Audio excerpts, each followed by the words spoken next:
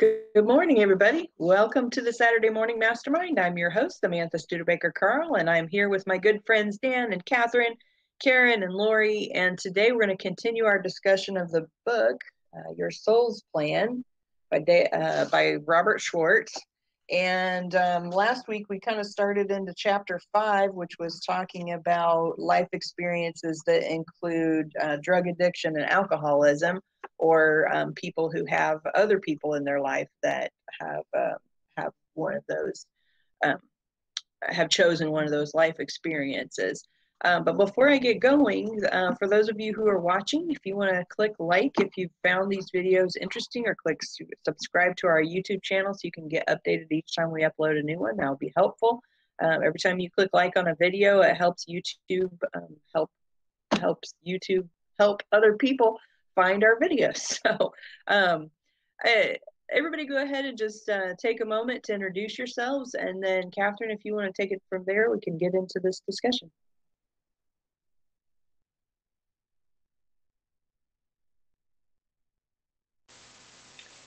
Dan Jessica, I'm in Las Vegas, Nevada, where right now we're back again up and have an excessive heat warning, and we're up in like the 112, 113, 114 degree area again, so it's looking to be hot this weekend and all the way through till next Wednesday.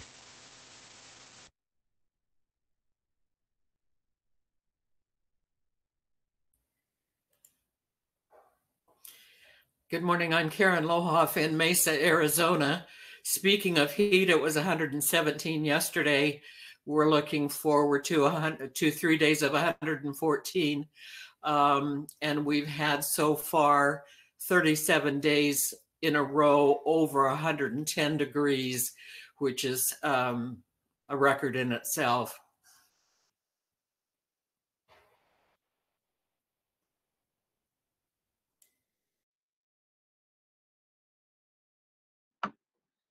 Lori, it looks like you're unmuted if you want to say hi.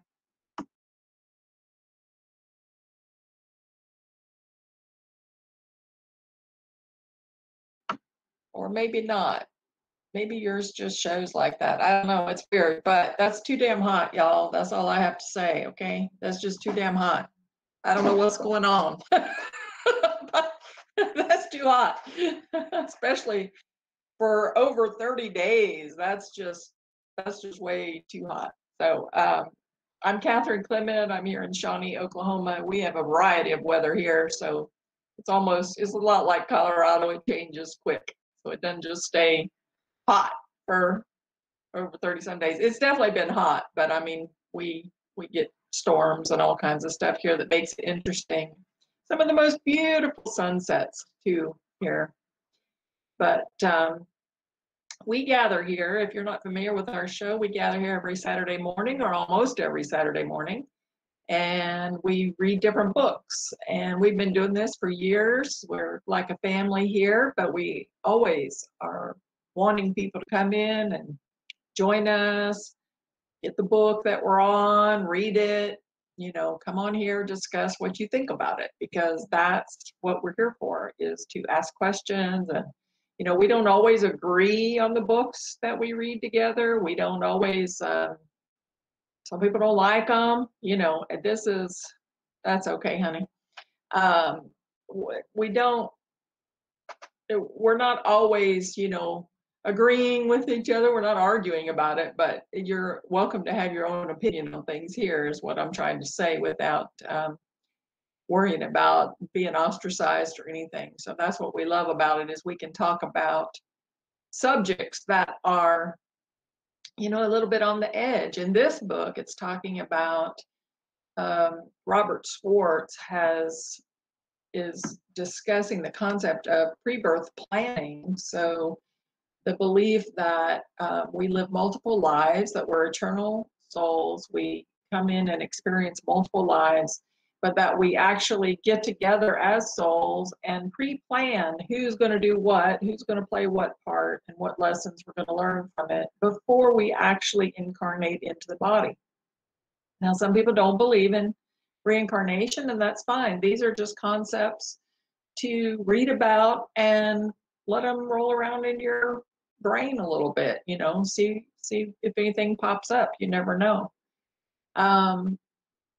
Next week, and I'm sure Samantha will mention this again at the end, but next week we're going to be meeting an hour later, and we're going to be interviewing a gentleman who wrote a book about a similar subject, except he addresses it through a different way. He's a hypnotist, and he hypnotizes people and takes them back through past life experiences, or some people would refer to those as concurrent life experiences, since a lot of people believe that once we're not here in this quote 3D earth, that time is not really, everything's just concurrent. It's not linear as far as a timeline. Now, in the book that we're currently reading, Rober Schwartz, instead of going through hypnotism and looking at past lives, he's going through people who seem to have a connection with the other side, like mediums, channels, psychics, and they're going in and asking their guides, their angels, the spirits that they work with, to give them information about certain people's past lives. So David Rippey, the guy that we're going to talk to next week, he's going in and asking the person themselves under hypnosis. The book we're currently reading, he's going through a third party and asking about those situations. Now, the interesting thing is we're getting a lot of the same information from multiple third party sources in this book. So it does, seem to bear some merit there. Some of us believe in it, some of us don't here on the panel, so it's a comforting concept to some people like myself, and it's a disturbing concept to some people. So wherever you fit in on that, come in and tell us about it. Tell us what you think about it. Tell us, how it makes you feel. Does it make you feel better to think that we pre-plan stuff? For me, it lessens the suffering of what I'm going through. Like, everybody's going through some shit right now. And that's another thing. Cussing is allowed here. If cussing throws you off, you might have to close your ears once in a while, because we try to contain ourselves, but sometimes words slip. But there's a lot of stuff going on out there right now. There's a lot of people under a lot of pressure from a lot of different angles. And it's very easy.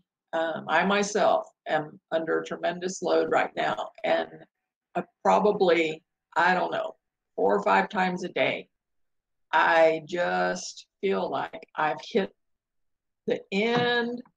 I'm just ready to drop to my knees, and throw my hands up. And basically, that's pretty much what I do, is just surrender, because I don't know what else to do at this. Like, there's things that are so far out of my control. And me worrying about those things just drives me crazy. So I can't go there. So I do what I call surrendering, which is just giving it up to God. I don't claim to be, quote, Christian. I would say maybe I do believe in Jesus. I've met him. So I would say, I'm a follower of his teachings. I don't know exactly how to term that, but for some reason, well, not some reason, I can give you a lot of reasons, the term Christian has a bad connotation for me, and that's probably wrong. But hey, y'all, that brings me to something that in this chapter that really made me go, oh, really? And that is,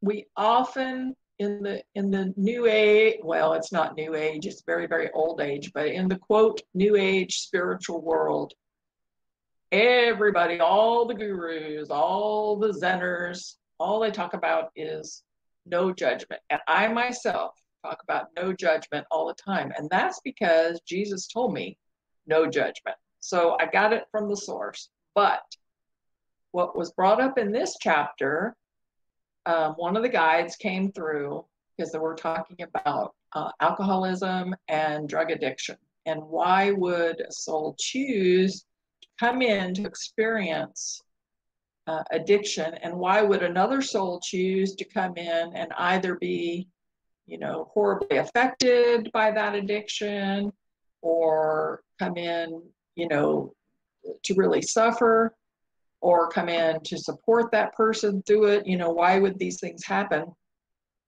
And one of the things that it talks about is that people choose to come in as an addict or an alcoholic. One of the reasons is to work on self-love. And the only way that they can get to that place of working on that self-love is after they've been judged. So,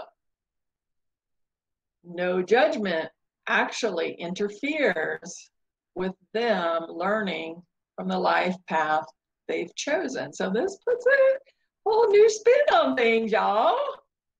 Come on out and tell me what you're thinking.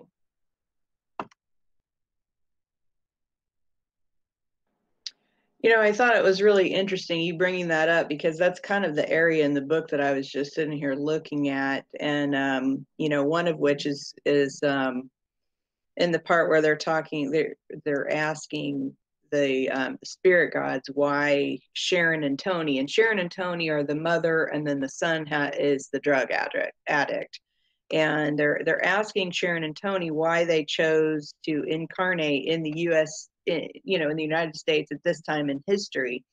And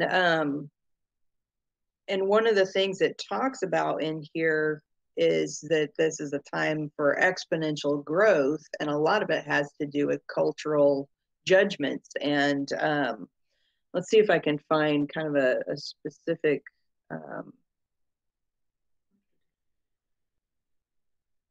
so it says there are times in life when oh wait, hold on. Okay.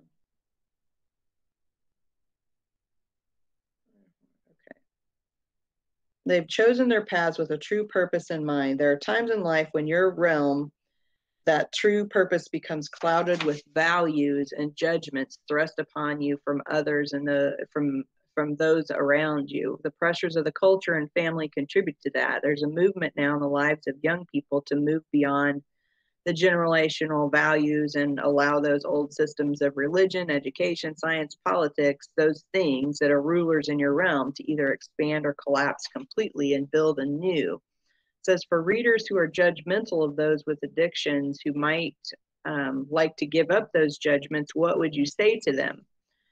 And they go on and say, in very many instances, the judgment of people around them helps those who are experiencing addiction with drugs to experience the full gamut of emotions they realized would be part of this choice, part of the path. And so all things are useful. Nothing that is created in your realm is without worth. All things must be honored. Whether you're in agreement with them or have an understanding of them, they must be honored. And it says, how does someone with a drug addiction grow as a result of being judged by others? And they said this creates limitations for them, which they must overcome by deciding that they are worthy of love from those. They are worthy of love from themselves and others, despite the fact that there are those who place judgment on their actions. So, basically, it's kind of telling us that being judged by others helps us grow within ourselves, so that we can not judge ourselves, and so that we can realize that it's our own self that is kind of the most important when it comes to who we are and how we feel and what we experience and all of that. And so it's really interesting, because this is kind of one thing that I used to teach my kids all the time. It's like, you're going to come across stuff out in the world that is going to be different than what you feel. And I'm like, but whose opinion is the most important? It's yours. It's your own opinion, because it's your own thoughts and your own feelings, your own judgments of yourself that make you feel. It's not everyone else. They don't make you feel anything. It's whether you believe what they say or you don't believe what they say. That is what kind of guides your own inner feelings about yourself. And so you have to kind of look at that and see, okay, just because this person thinks this way doesn't make it true. And just because that person thinks that way doesn't make it true. It's what I feel about myself that is the truth. So I thought that was just really interesting. And let's see, there was one other thing. Was talking about, okay, so this goes into a different thing. So everybody else jump out.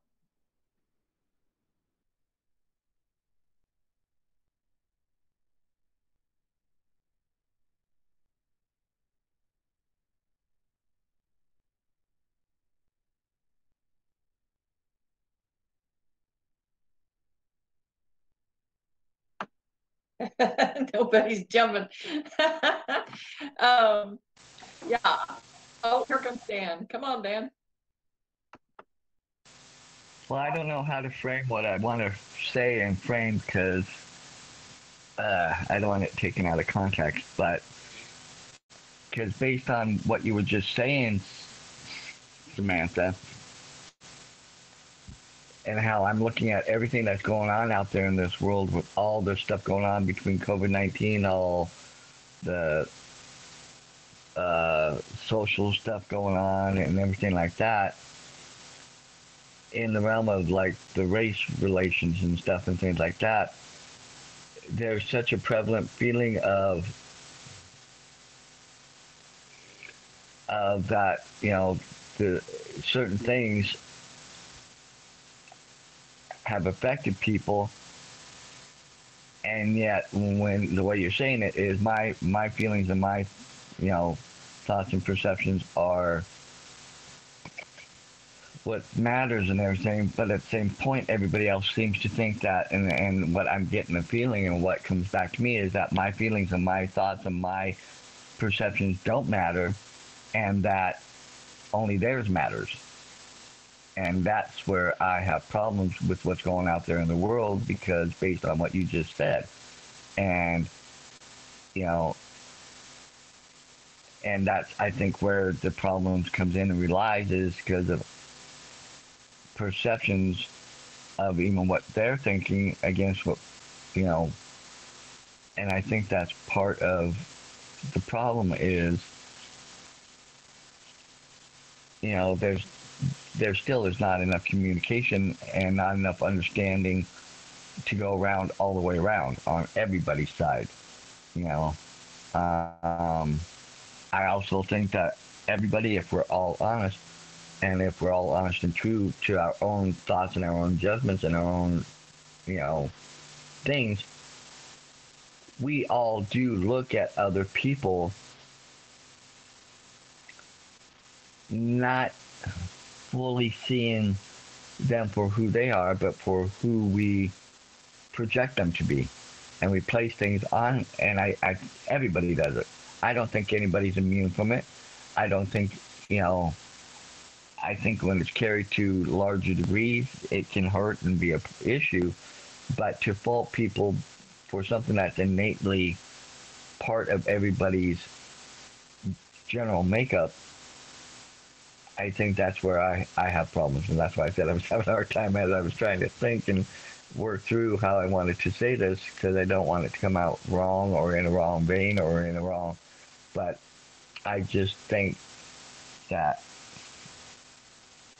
there's a disconnect on all sides.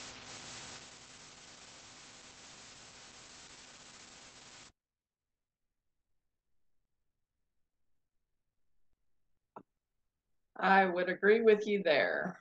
Communication is definitely an issue, and something that we all just have to work on, which, you know, that's another reason why we're here and why we came together and started talking about different books and different thought processes. And, you know, I'm definitely not suggesting that people go out and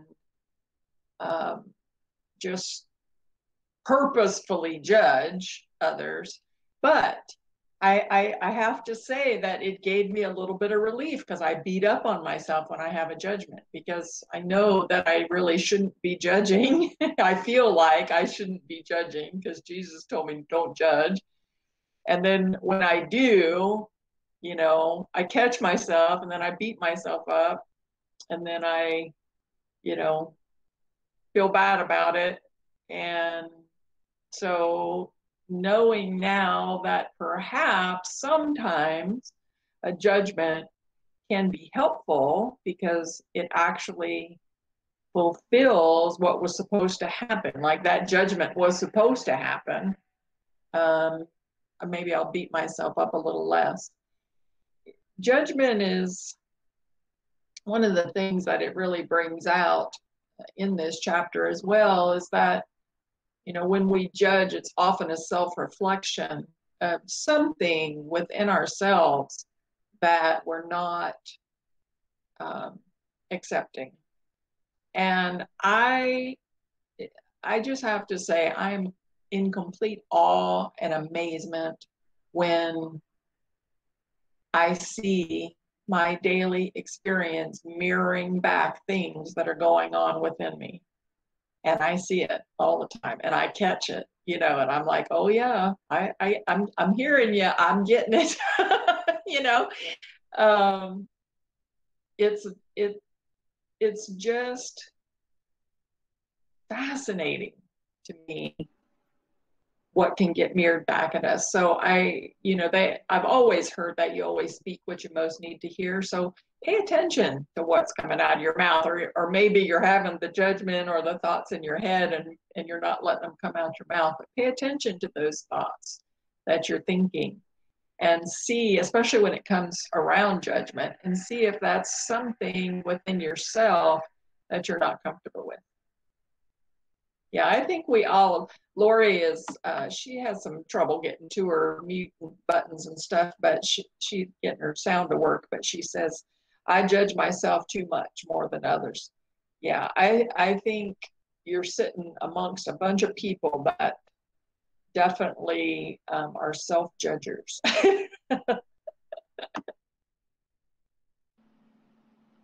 I feel like that's kind of the message that it's trying to, you know, kind of get across to us, is that, you know, when, like what you were saying, you know, we tend to judge what we recognize within ourselves, you know, or what we think about ourselves, we think is wrong with ourselves.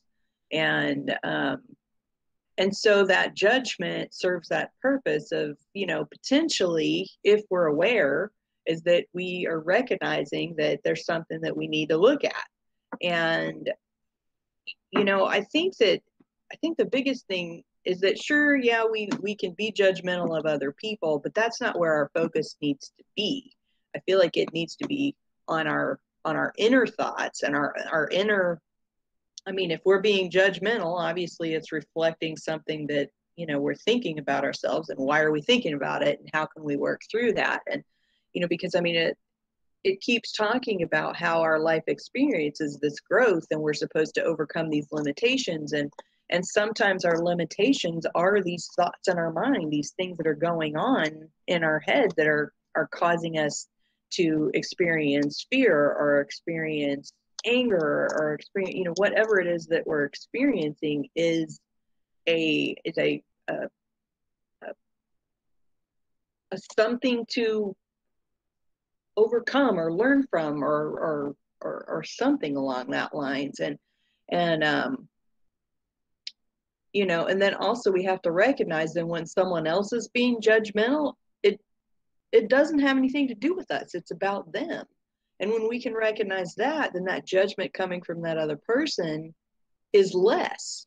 And you know, and Dan, when I was talking about, you know, teach my kids about, you know, their opinion being their most important, we're talking about their opinion of themselves. You know, I'm not trying to say be self-centered and you're the only one that matters in the universe. That's not at all.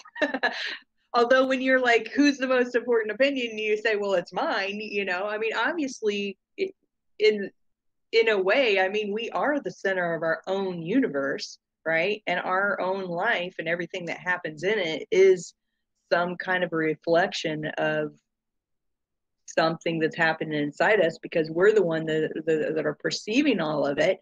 And you could be sitting right next to another person who is perceiving everything that you're perceiving, and they're completely seeing a different picture. They're seeing an entirely different everything. And I'll give you an example.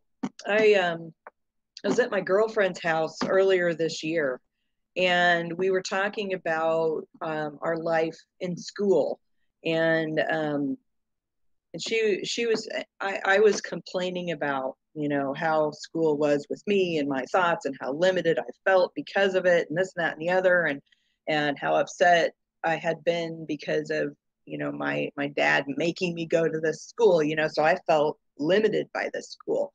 And my girlfriend, on the other hand, she was looking at the same period of time in her life, and she went through some shit when she was a younger person. I was more privileged, if you will, and she was less. And and for me, I'm feeling resentful of my whole high school experience, and for her, she is like looking at all these different things that she went through and being appreciative of it. And I was just like, I never even thought of it that way. It's just it's amazing how we can go right alongside someone else in our life and have completely, absolutely different experiences of situations, of people, of everything.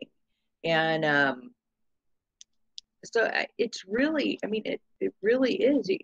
You just self-reflection is, what is it that's happening in the world right now that I can learn from, that I can overcome, that I can, and I don't know, do whatever, move to the next level in my life that I'm meant to move towards. What's coming up for me.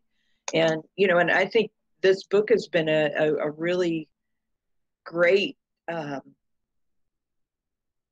of examination of how so many different people have so many different types of life experiences, and that's okay. It's all good, because this person is going through drug addiction, and then the mom, she's going through the struggle of having a drug addicted person in her life.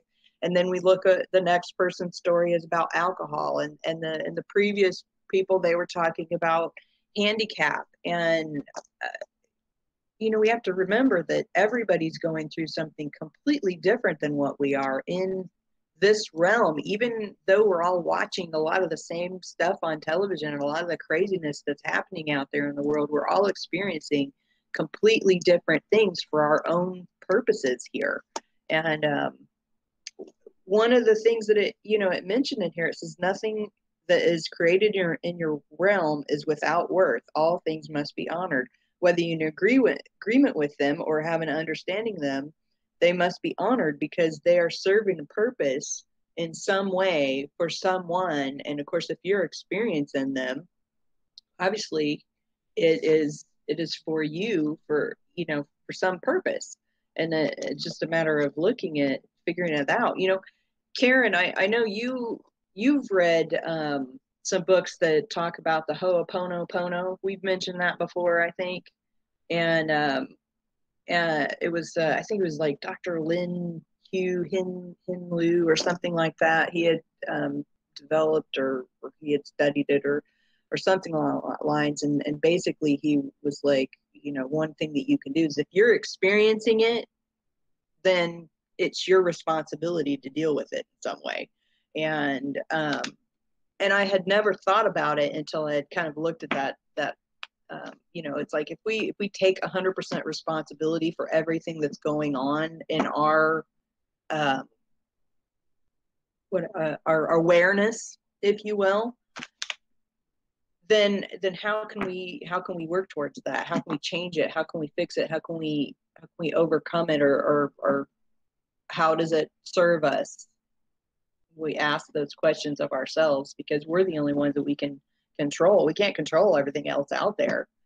But if we look at it from a different perspective of, how am I responsible for that thing or that event or that whatever showing up in my life, it just, I don't know, it's really interesting how we can, I don't know.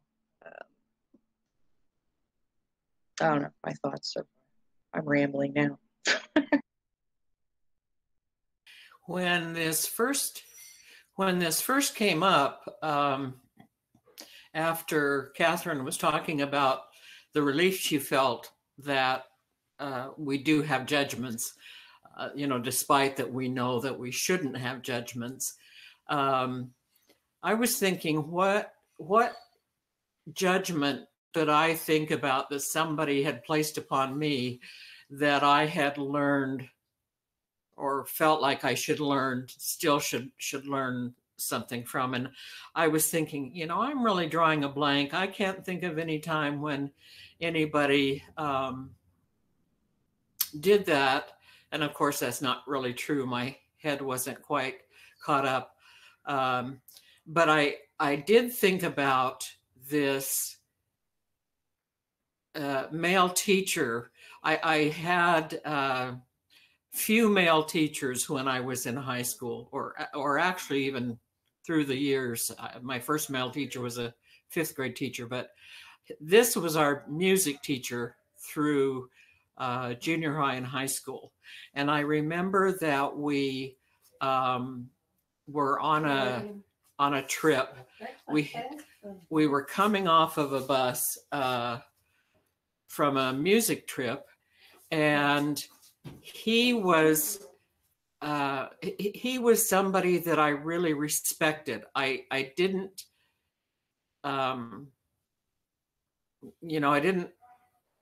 I didn't necessarily like the way he looked. I wasn't, I didn't have a crush on him or anything like that. He was German, and he was very, very strict, and, very much like you would expect somebody, a German man to be. And I did want him to like me. I did want him to think I was, a good participant in the choir. As I came down the steps, he said, "You are a prude." And I thought, what a thing to say. What a thing to say to a high school girl. What could you possibly mean from riding in the same bus, that you would say that? And of course, I've had more to joke about with that when my little thing, I don't know what the system UI thing is. It says it's not responding. So I don't know if you're seeing me or hearing me. I don't know if I'm frozen, because all I see is a black screen with that. Are you hearing me?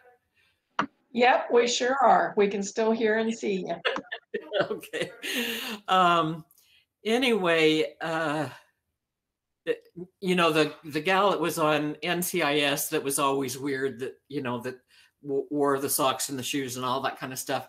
That new show she's in, I realized I haven't seen it recently, but she was on a talk show and she was telling about her co-partner, and she was saying that from the country he was from, he said something about, I don't like being a prune. And that she realized that he meant he didn't like being a prude. But, here I am, 70 years old, more than 50 years from our high school reunion. And I'm still thinking about that. But I know that part of what he was telling me was, you're really too serious. And I have to remind myself in that little brief comment quite often that's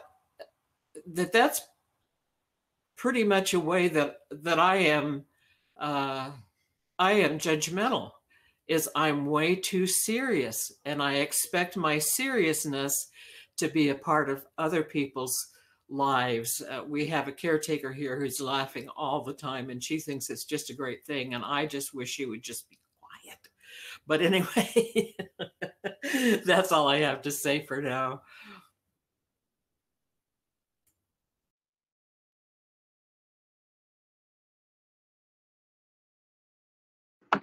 I wanted to bring out one of Lori's comments here. She says, things in my past that I hated as a child have changed to pure items of learning and gratitude. And I think that's a great point. And it kind of piggybacks on what you were just saying, Karen, about how there are things in our past, whether it's in high school or childhood or wherever, and um, we're here to grow and develop, and most people do. And I think the people that don't probably planned it that way not to.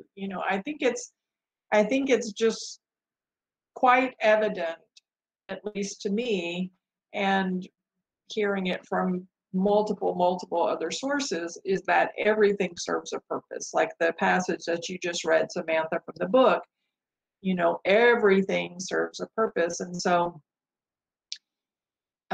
when something jumps back at you, like you said, that Karen, that phrase has come back to you, still comes back to you even 50 years after the fact, so those are pivotal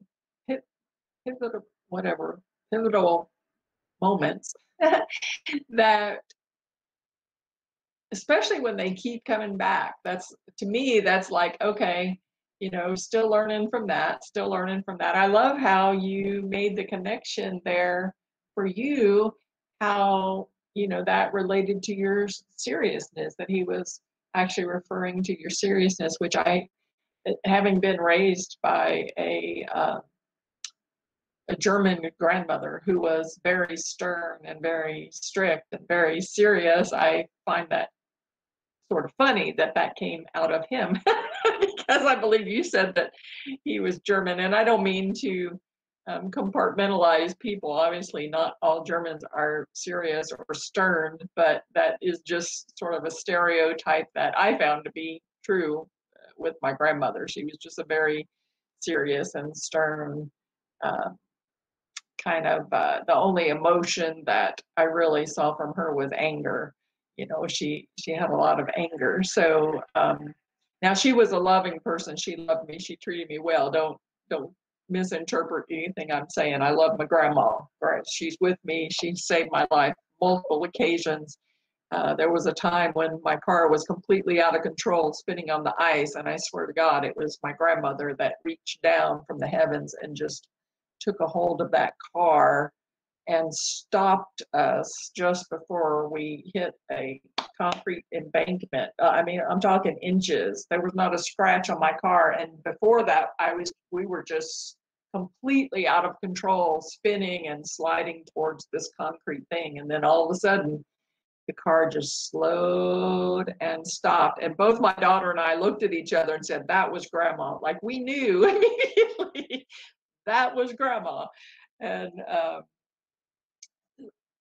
it's curious to me, reading about some of these interviews with mediums and psychics and stuff, how much of the personality tends to carry over into, quote, the other side. And that's always been something that I don't understand, because I sort of think, well, when we leave here, we go back into the void, whatever you want to call it, and we drop this human personality, and because we play all these different parts, so which personality would we carry?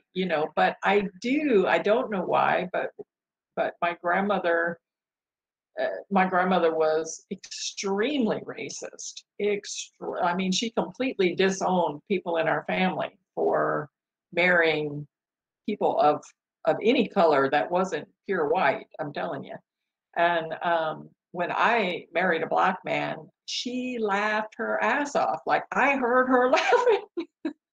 So she wasn't mad about it, but she also knew that how it was almost like she was acknowledging, not that I did it just to piss her off, but it was like a joke between us. And sometimes we do things and we say, oh, my grandmother'd roll over in her grave for this or whatever, and somehow that personality seems to be carrying over into the other side. And that's quite curious.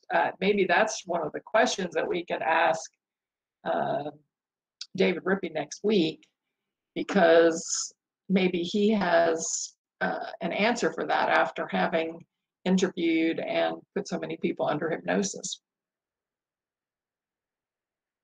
By the way, if anybody has any questions for David Rigby for next week, please submit them.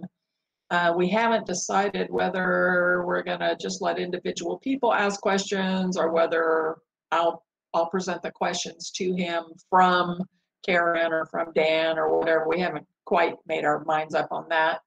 But if you have any questions that you want to ask him, I'm sure, I mean, that's why he's coming, is to answer questions. So we'd like to have some interesting ones.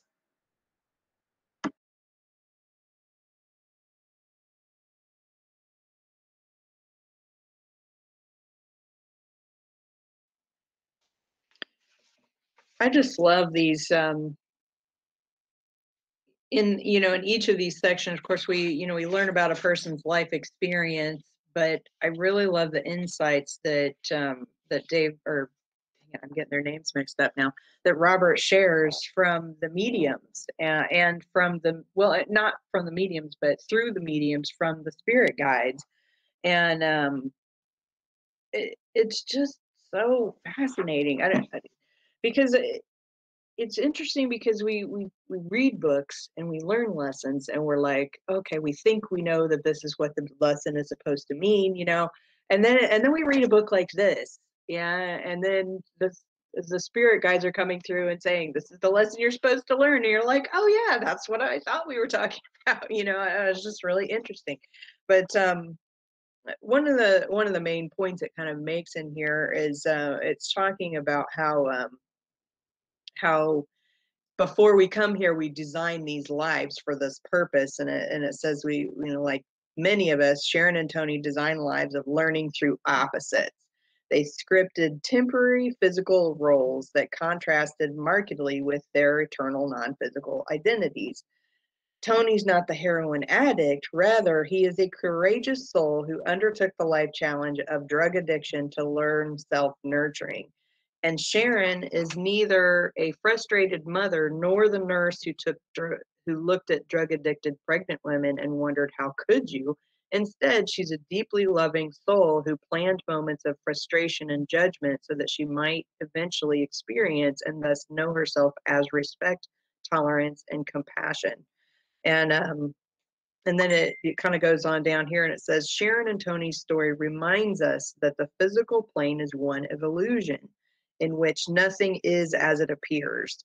Sometimes service takes the form of large-scale public programs. More commonly, it takes the form of opportunities for us to move beyond judgment. Judgment separates us from those we judge. Separation, in turn, creates fear and prevents us from awakening to a truth we knew before we were born, and that is that we were all one. Each of us is a spark of consciousness in a larger unified consciousness, a cell in the heart of one divine being. To judge is to separate ourselves from divinity, and to release judgment is to remember it. Remember that we're divine. It's important to ask what aspects of self-care are called forth by our judgments. If, for example, we judge someone as a drug addict, or we judge someone with a drug addiction as weak, there is also a part of ourselves that we judge as weak. If we did not see ourselves as weak at certain times or under certain circumstances, it would be impossible to hold that judgment of someone else. Instead, we would either not notice the behavior or traits that we view as weakness, or we would just not see those behaviors or as traits as weakness. All judgment of others is cloaked in self-judgment, is necessarily so. Profound spiritual growth occurs when we bravely pull back the cloak away and acknowledge how we feel about ourselves. This process is difficult and requires unflinching self-candor, but the rewards are great. So I just wanted to share that because I feel like that's just a big part of this, of just all understanding. And it's all an illusion. How crazy is that? It's just so unfathomable to think that this is just all illusion. Like we're in a virtual reality session, and and that everything that we see is something that causes us to self-reflect, and we have this separation between who we really are and what we're experiencing. And it's suggesting the whole purpose of it is just so that we can know ourselves better as spiritual beings and what that really means. So um, fascinating, very fascinating. Jump out, Dan. I see you trying to. Well, I was going to say it's interesting what you were reading and a little bit of what Catherine and where the conversation, because like for me with my childhood and stuff, for a lot of years I think I internalized it and kind of even judged myself because, like I said, I still have some issues with this of feeling fully, because I know I'm loved by my family, and stuff, and that I have it down here and stuff. But for a lot of years, excuse me, I was like, I couldn't understand how my parents could be the way they were towards me and my sister when we were little and younger, and some of the abuse I went through. But as I've gotten older and as I forgave them and let go of that judgment of them, it kind of, in a way, healed me in some ways, but opened me up more to, because like anybody knows me, knows I love kids. I love kids to death, in general. I can connect with them very easily. I can get on their level and just really, connect with them. And that's because I think because I want all kids to understand that they are loved, that they are special, that they're valuable, that they're unique, and that they deserve that. And I can, I just want, of how I felt. And a lot of people, some people I know and stuff have a hard time understanding that and things like that, with all that. So in that respect, it made me grow and learn more about my own heart and where I am, and to let the love that God put in me to be able to flow out and flow to others, and it's to other people too. I have a lot of friends that I love and just dearly love, and genuinely love, and so and that's the other part of like with what's going on in the world and stuff. It's like I,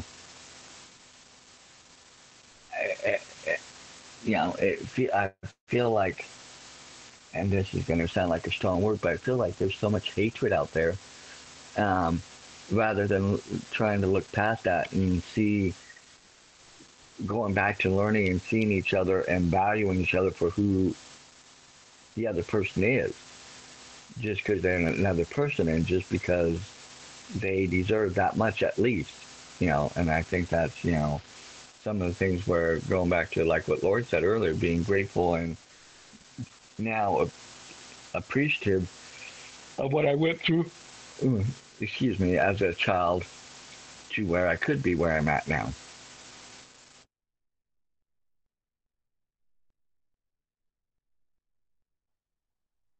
I was just thinking when you were talking about so much hatred out in the world, and if we're looking at this like, the things that we're judging are the things that we are, seeing in ourselves in some way, some aspect. When they're like, when in the book he was talking about, judging people, a drug addiction as weak, but she was seeing herself as something inside herself is weak. And so if we have all this hatred that's going on in the world, what are we really hating? Is something about ourselves, not necessarily those other people, or the things that really get us upset are something. What is it we're seeing inside ourselves that is triggering that? And it keeps talking about how there was a section in here. What was it they were saying is that a lot of people or a lot of entities are choosing to incarnate in this time because of all of the turmoil, and suggested that a lot of the entities that are incarnating right now are in their later stages of development or later stages of growth, or almost ready to move to the next level of enlightenment, or something along that lines. And it's really, I don't know, it's interesting to kind of look at all the people in the world and all the craziness that's going on and think, oh, we're all about ready to jump forward into the next realm of enlightenment, all because of this shit that we're creating for ourselves.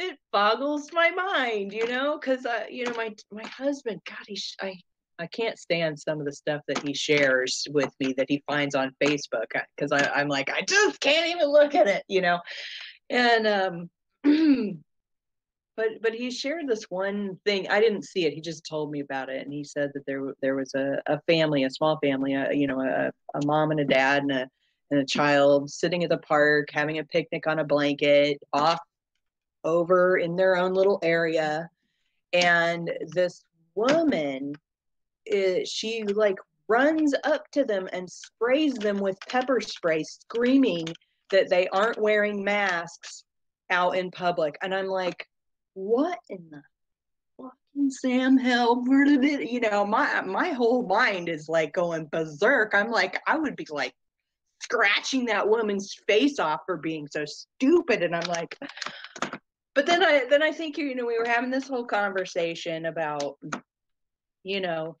hatred and anger and frustration and all of these things. It's like, okay, so that made me so angry when he told me about that. I'm like, okay, so what is it about myself that I can look at that made me so angry about that? And the only thing I could think of was just like irrationality. Is there something in myself that I feel like must be irrational? Because that's what made me mad, was the woman being so completely irrational and blind to common sense and, just all of those things. So I'm like, okay, well, where do I need to be working on myself? It took me a while to get past that whole, and start thinking inwardly versus this outward aggression towards this crazy person, and it's interesting to think about things in that way.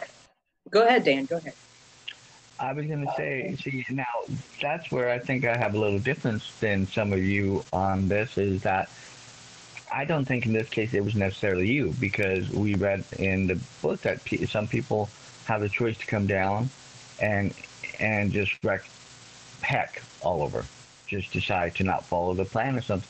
And I think there are times where, they were just doing their thing. They weren't harming anybody. They were outdoors. They were separated away from other people.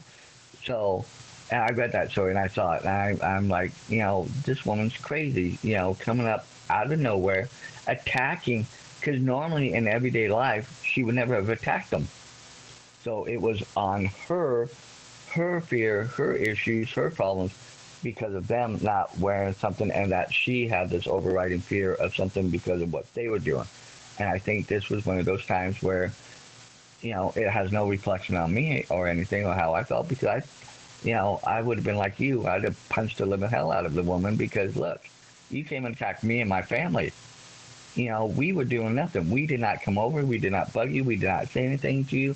We were off doing our own thing, and you blatantly and out of nowhere came over and pepper sprayed us, all because of a mask. Sorry, you went overboard. And I think that's on her, and I think there are times, and I think, not everything does necessarily center around us on every little thing. Yes, I think there's cause to maybe look at and see where we are amongst all this and how we perceive it, and how we can maybe help bring about answers and solutions that can work to move everybody forward. But I think there are times where other people, going back to taking responsibility for your actions, she needs to be held responsible for her and take responsibility for what she did out of her own issues and fears for herself. And that's where on that one it's like, yeah, she told to me she totally acted inappropriately and wrong, and you know, who knows, I might have pressed charges against her, you know, if it was me, you know. I was sitting there thinking she'd be lucky to escape that park alive if she'd have done that to me, you know. But no, when I was talking about, yeah, exactly, Lori. She's the one that broke the 6-foot social distancing rule. But yeah, I when I was, sitting here talking about thinking of my own inside stuff, is that, not my initial human reaction of, wanting to murder her from doing that, but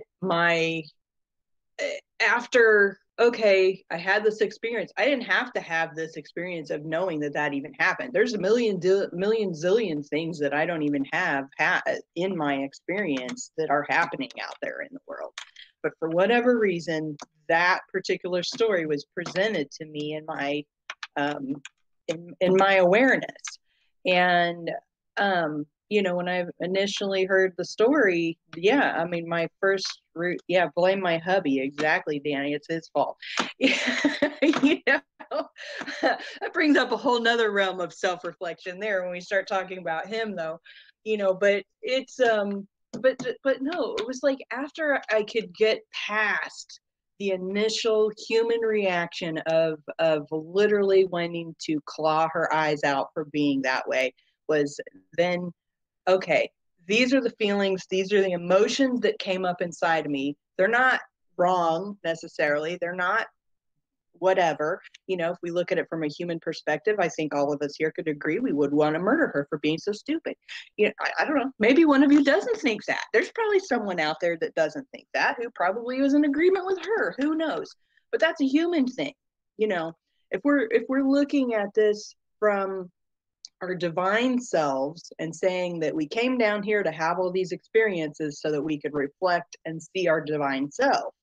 That's what I'm talking about, Dan, when I'm like, okay, she brought up anger, she brought up judgment, she brought up frustration, she brought up fear of insane craziness, what are all those things that I can look at within myself that, where am I seeing that in my own self? Where am I seeing this insanity? I see myself being insane in some ways. I see myself as being judgmental towards others in some ways. I see myself as being angry, irrational, all those things, but not in that same way. But because, like in the book, it was talking about, if you're judging someone for being weak in drug addict methodology, then you're actually, there's something about yourself that you see as weak. Otherwise, you wouldn't notice the weakness at all. It wouldn't even come into your realm of existence if it wasn't something inside yourself that you see in some way. So that was my thought on it. Because yeah, I absolutely am like, if I'd be pressing charges, and she'd be lucky if she escaped the park alive if she sprayed my kid with pepper spray.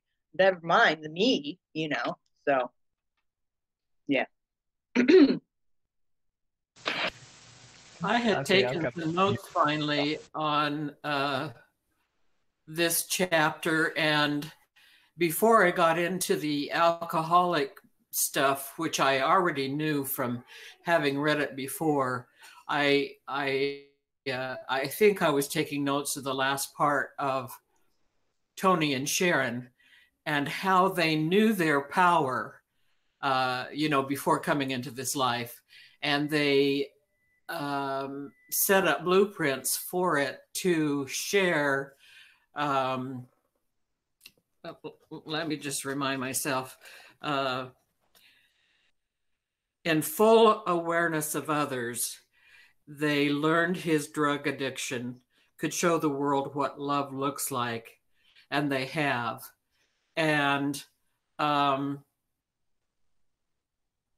I find it, I really have always had this curiosity. When I say always, I think of it since I was 5 years old. I don't know that that was really true, but I've always had this interest in what we were like before we incarnated. And it frustrates me now that I can't tell. I can't tell what I was like. I can't tell if I was mature at all in spirituality. Spirituality has been an interest of mine all my life. It's been the kind of thing that I wanted to talk with people about, rather than talking about, did you see the newest shoes, or whatever. And I just don't have any idea if I was like dumb, just really behind everybody. But I have a difficult time figuring out what on earth I have done here that could possibly be like a light worker type thing, to help anybody. I haven't even been good for my own family. My own family has seen me struggle my whole life to just be, a regular person. Anyway, I think that it's really interesting, like you were saying, Samantha, that these extra things that we get in here, that he points out that it was as a form of service to humanity, that their blueprints entail the sharing of their inner light for widespread upliftment. That's what I've always wanted to do, and selfishly, and looking at myself like you were looking at yourself in terms of, forgive me, I'm trying to keep too much straight, and it's difficult for me. I looked at myself and I saw how much I make assumptions. And I've always thought my assumptions were correct. If I assumed that that woman was a, person much worse than the word bitch would cover, then it must be true. And never considering that she might have another story herself. Maybe all of her family died from coronavirus, and maybe it was from people who were 20 yards away, or who knows. I just don't know. But anyway, watch out for me. That's a great point that you bring up, Karen. We just don't know what people are going through. You have no idea what people are going through on a daily basis. But I would like to tell you that I put a Facebook post up not too long ago that said, I'd love to tell you I came here to save the world, but I think I really just came for watermelon and dogs. And dogs have what has gotten me through this world. And I happen to know that you have saved lots and lots and lots and lots of puppies. So God bless you for your service to our humanity.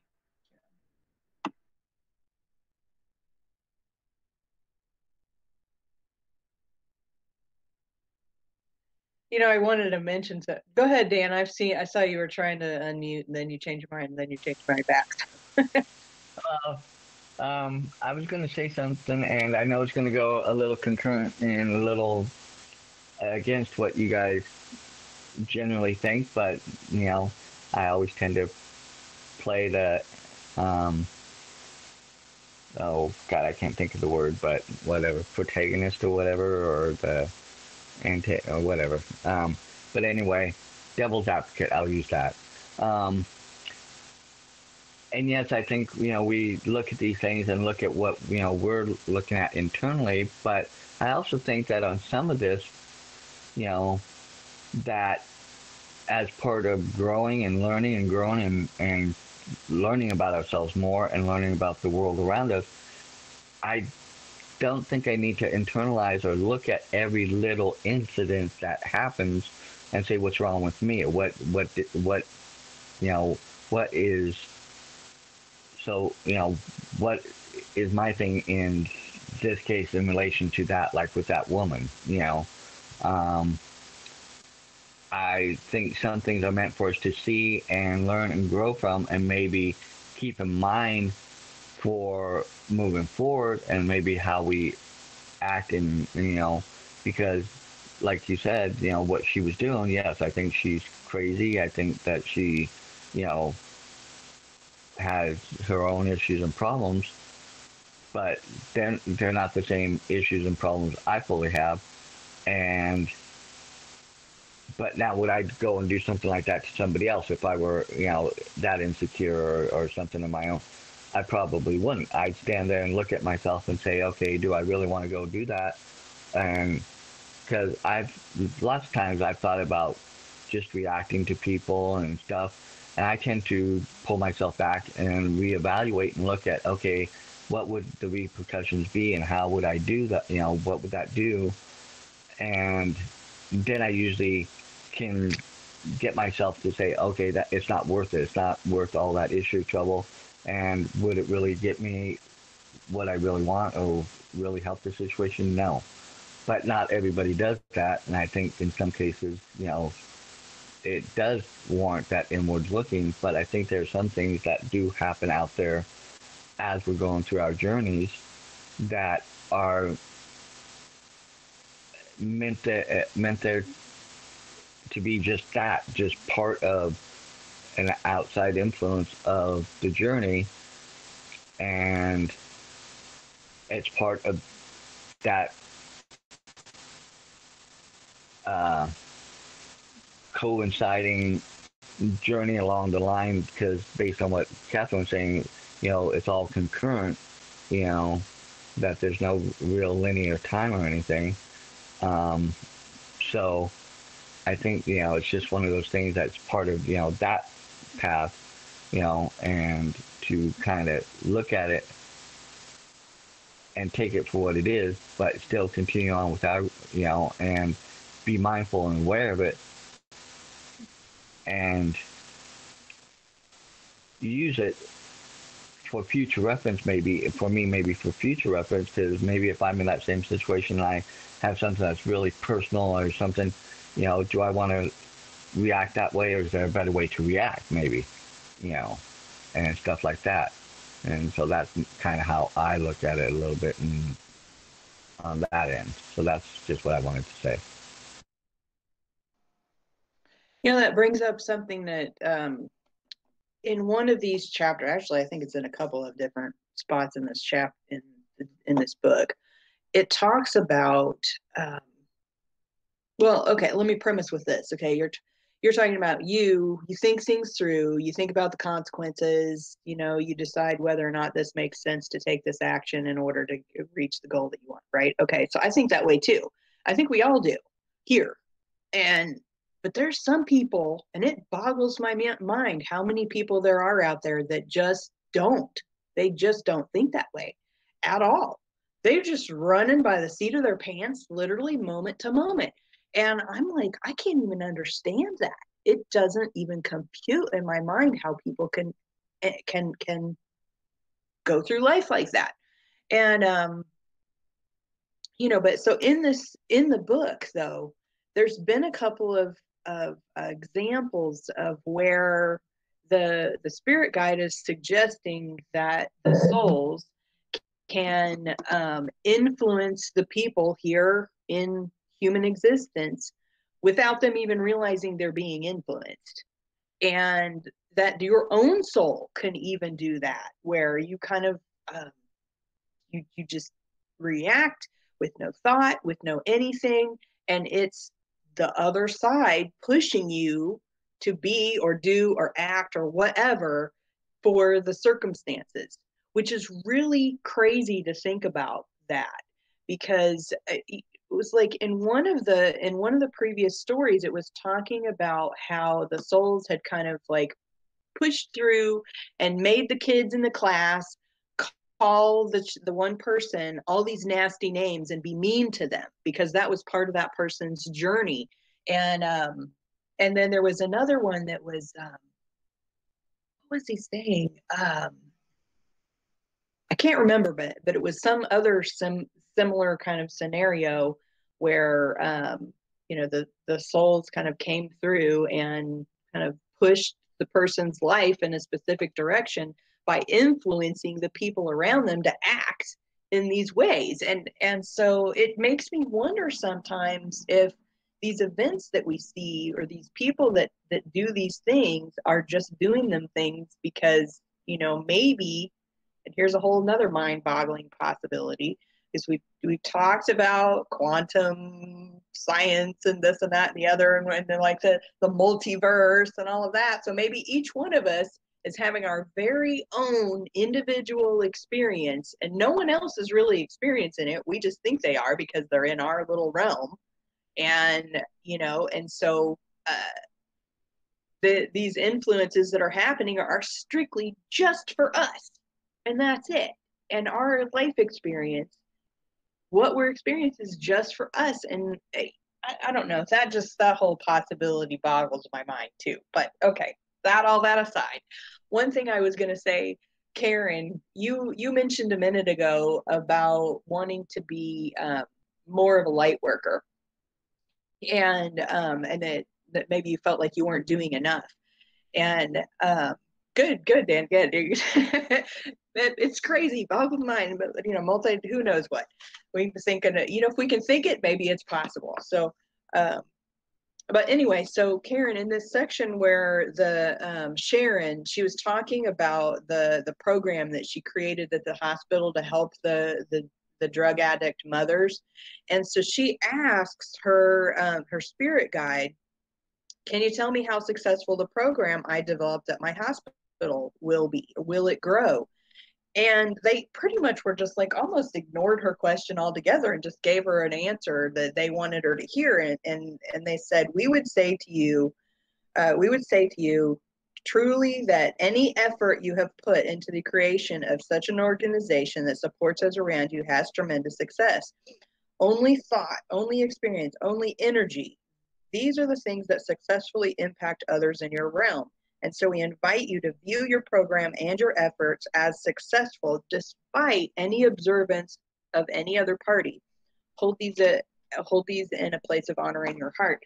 And, so the message I got from that was that your intentions of creating this program, or your intention of being a light worker, if you will, or our intention of creating this group of the Saturday Morning Mastermind, even though outside people might look at it and go, well, that doesn't look very successful. You only have 100 subscribers, or you only have your 5 people that get on here every single week, and that's it.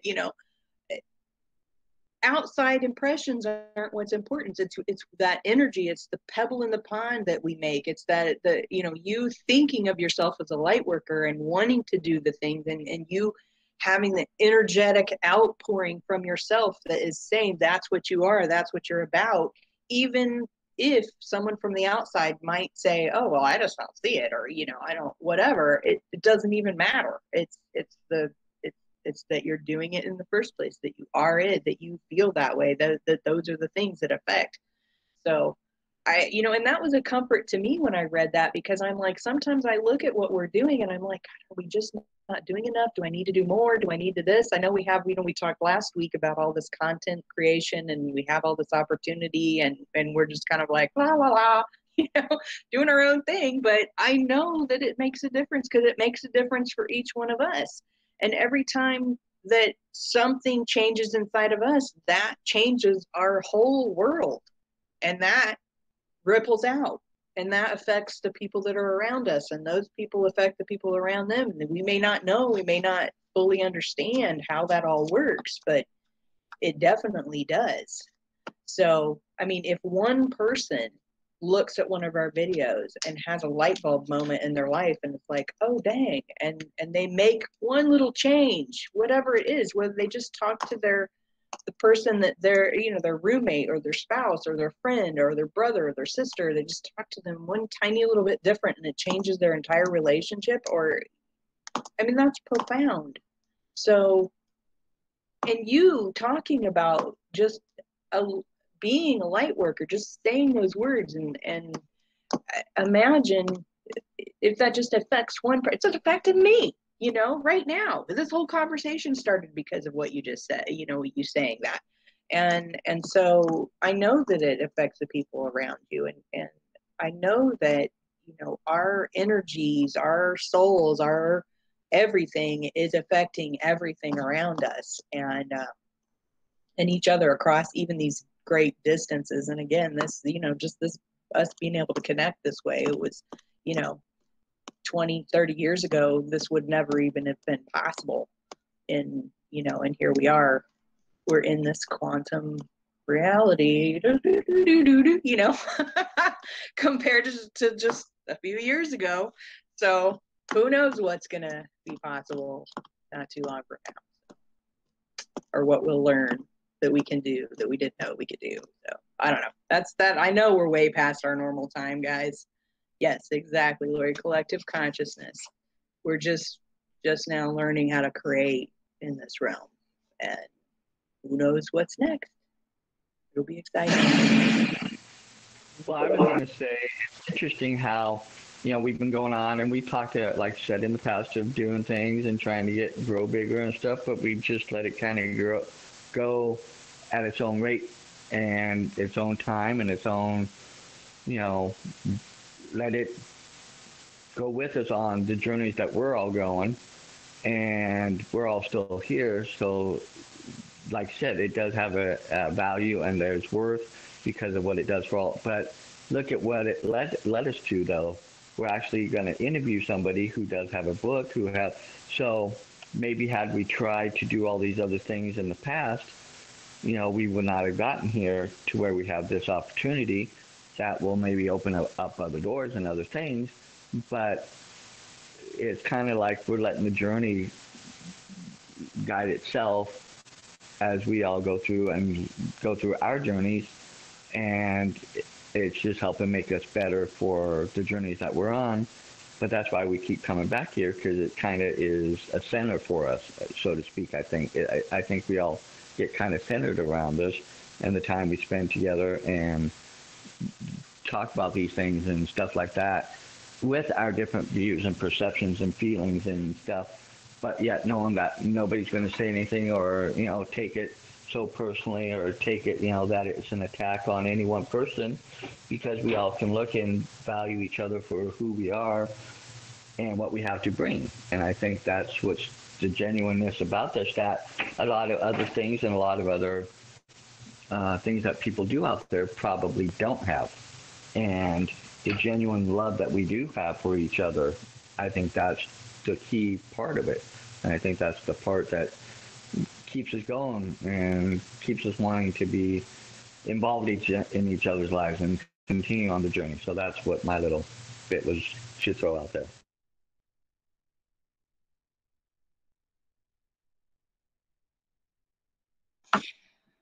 My one last final thought is, although I don't claim to be a Christian, there are some profound teachings and words of instructions and truth that come out of all the different spiritual texts. But I think the saying, they know not what they do, does not only apply to, like, they know not what they do, they're doing something bad and they don't understand it. And I think that's a lot of people's interpretation of those words.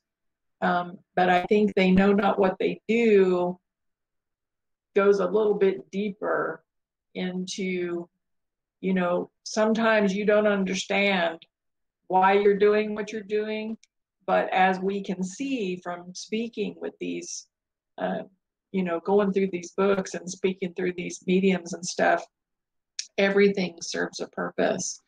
And it's not only covering, quote, bad things, but people, they know not what they do. You have no idea the goodness that comes from some of the most simple actions that you take, that you totally, we're all looking for that huge, big, save the whole fucking world action, when it's the little tiny everyday, catch that spider and put him outside action that we might get kudos for on the other side. Who knows? So love you guys so much.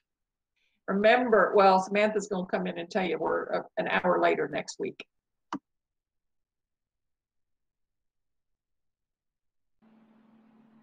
Yep.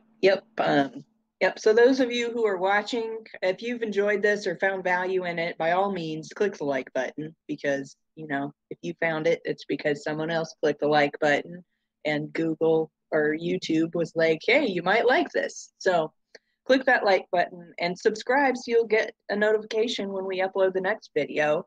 And of course, next week, we're going to be interviewing David Rippey, who wrote the book, The Immortal Soul. And so if you want to learn about that, you got to subscribe so you'll get an update when we upload that video. And for those of you who are participating or who would like to participate, you just need to jump over to our Facebook group, and you can find it by going to mindsetmasterycollective.com or just searching on Facebook for Mindset Mastery Collective, and it'll show you that Facebook group. And then you can jump in there and ask to participate with us, because we'd love to have you. We're all really opinionated here. We all got a lot to say, and we all have our own thoughts and feelings and experiences, but we don't judge. We're not judging each other. Now, we may have thoughts come up in the back of our heads, but then we think, why is that thought coming up in my head? Maybe I need to examine that in myself and figure out what the fuck, right? So anyway, guys, have a great, awesome, amazing week. Where'd I leave my pepper spray?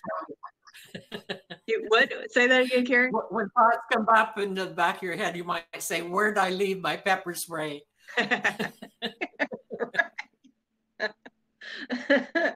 Right on, guys. Have a great, awesome, amazing week, and we'll see you next time on the Saturday Morning Mastermind.